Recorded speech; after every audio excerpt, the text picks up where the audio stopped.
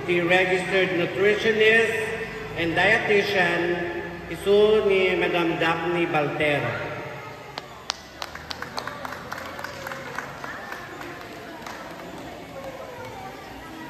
Doktora.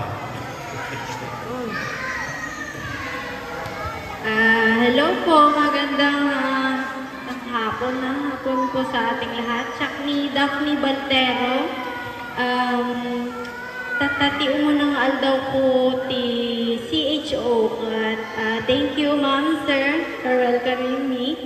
And hello po, taga San Nicolas. Siya to ti City Nutritionist Dietitian yun. Kat, kumot lang ang di may bagang. Amok nga amo tayo no kasano iti nasaya at nga dito na lang food at nutrition security maging priority sapat na pagkain karapatan natin. So si food security apukot at dati sufficient enough nga pagkain tayo, safe kat na sawan kat nga makang-contaminate na mayat ti pagkakaaramid na ken nutritious food tapno healthy latati bagi tayo. Kat ti kasta ako kauntay ko maabong amin tayo from womb to tomb, dagijay pregnant, dagijay agpaspasuso, ubing, datayo nga nataungan, kadagitoy lola-lolo tayo, masapol dalata iti nasaya at nga nutritious food tayo. Tapno, mapatayo matlaot din nasaya at nga diyan. Bale, amok nga amo yung matlaang DJ Pinggang Pinoy. Dahita Pinggang Pinoy at dati grow and glow na.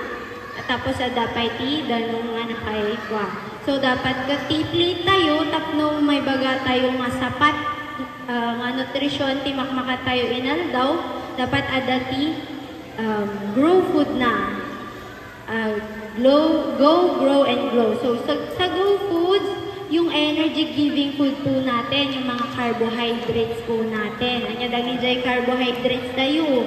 Inapoy, pansit, daging jay pasta tayo, tinapay, anya pay mais, daging saba, di sabang kwati banana tayo, anya pay daging jay kamote, patatas, dagiti energy giving food tayo isu ti source tayo ti energy iti inaldaw-aldaw.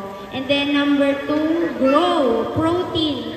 Grow foods is yung mga protein natin. Ito naman yung mga nagbi-build at nagre-repair ng ating muscles. Ayan, dagiti karkarne.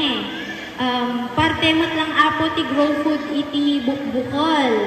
Na dagitoy munggo, dagitoy lagi nila do mga beans tayo, white beans, black beans, kasi kunhaan tayo reminder apo ko ti beans, haan nga iso ti mang papakaro ti gout tayo haan nga iso ti kalaban ti gout tayo, dagijay may lalaok ayan ti ginisar nga munggo.